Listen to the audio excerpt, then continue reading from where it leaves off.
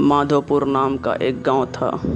उस गांव में एक अजय और पार्वती नाम के पति पत्नी रहते थे। अजय सरकारी नौकरी करता था। एक दिन की बात है, गर्मी का समय था।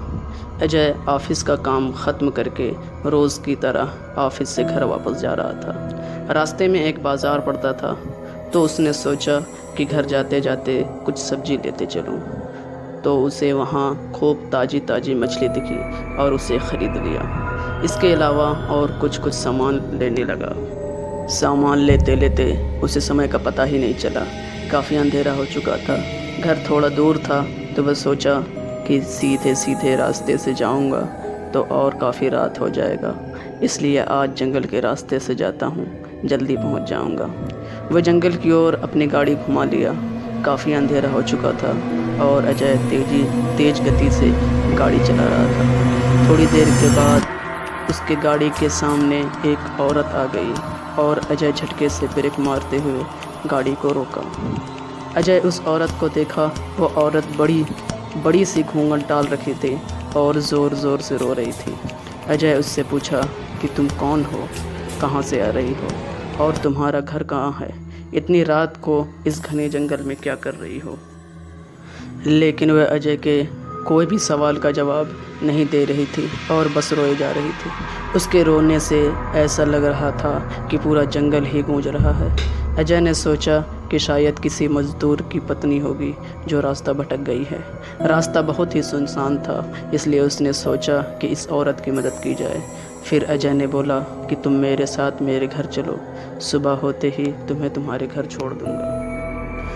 वह अजय के साथ घर चलने के लिए तैयार हो गई और गाड़ी के पीछे बैठ गई। रीति रिवाज के कारण उसने अपने सिर पर घूंघट डाल रखा था, जिसकी वजह से उसका चेहरा छुपा हुआ था। काफ़ी रात हो गया था, तो घर पर अजय की पत्नी उसका इंतज़ार कर रही थी। जैसे ही घर के बाहर गाड़ी की आवाज़ सुनाई दिया, वैसे ही पार्वती दौड़कर बाहर आई। उसने अजय के साथ एक औरत को देखा, तो उसने अजय से पूछने लगी कि ये कौन है जो तुम्हारे साथ आई है। अजय ने सारी कहानी पार्वती को बताया।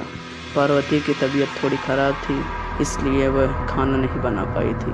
तो अजय ने बोला, तुम आराम करो, आज का खाना यही बना देगी। लेकिन पार्वती को उस औरत पर शक हो गया था। उसे लगा कि ये कोई साधारण औरत तो नहीं लग रही है, शायद ये कोई चोरनी होगी जो चालाकी से घर का सामान चुराने आई है। पार्वती ने इसे अपना रसोई घर दिखाया और बोली, मौसम बहुत ख़राब हो रहा है, तुम जल्दी से खाना बना लो। इतना बोल के पार्वती अपने कमरे में चली गई और वह औरत बिना कुछ बोले रसोई में चली गई। थोड़ी देर के बाद रसोई से बहुत ही अजीब आवाज़ें आने लगी।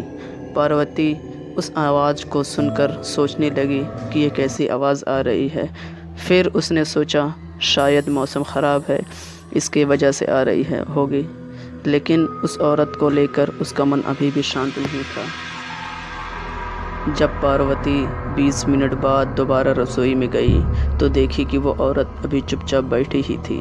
पार्वती को ये देखकर बहुत गुस्सा आया और पार्वती चिल्लाकर बोली, अभी तक तुमने खाना बनाना शुरू ही नहीं किया है, जल्दी बनाओ खाना, सबको भूख लगी है। उस औरत ने कुछ भी जवाब नहीं दिया और चुपचाप अपना चेहरा ढककर बैठी थी। पार्वती ने कितनी बार उसका चेहरा देखने की कोशिश की, लेकिन देख नहीं पा रही थी। पार्वती ने फिर उससे कहा, चलो अब जल्दी से खाना बना लो, अगर किसी चीज़ की ज़रूरत पड़ी तो मुझे बुला लेना। लेकिन फिर भी वो कुछ नहीं बोली। पार्वती को लगा कि शायद ये अनजान लोग से डर रही है, इसलिए नहीं बोल रही है। पार्वती रसोई से चली गई, लेकिन जब 10 मिनट के बाद वह फिर वापस आई तो रसोई का दृश्य देखकर डर गई। उसके पैर वहीं जम गए और उसके गले से आवाज़ भी नहीं निकल रही थी। उसने देखा कि वो औरत रसोई घर के बीचों बीच में बैठकर दोनों पैर फैलाकर कच्ची मछलियाँ खा रही है और उसके सिर का घूंघट भी उतरा हुआ था। उसका चेहरा बेहद डरावना था। उसके बाल बहुत बड़े बड़े और सफ़ेद थे, नाखून भी बहुत काले थे। वो मछली खाने में इतना व्यस्त थी कि वो पार्वती को देख ही नहीं रही थी। पार्वती उसे देखकर चिल्लाई नहीं कि और ज़्यादा अपना खतरनाक रूप न बना ले। पार्वती ने धीरे से एक थाली उठाई और चूल्हे में जलता हुआ कोयला उठाकर उसके तरफ दौड़कर उस डायन के ऊपर गर्म कोयला फेंक दी। आग की जलन की वजह से वह ज़ोर ज़ोर से चिल्लाने लगी। उसकी आवाज़ इतनी तेज थी कि उसे सुनकर सारा गांव इकट्ठा हो गया। पार्वती ने उसे आग दिखा दिखाकर अपने घर से बाहर की। वह आग की डर से सीधा जंगल की ओर भाग गई, फिर वापस उस गांव में कभी नहीं आई। इस तरह की हॉरर स्टोरी के लिए हमारे चैनल को सब्सक्राइब करें और बेल आइकन को भी प्रेस कर दें। शुक्रिया।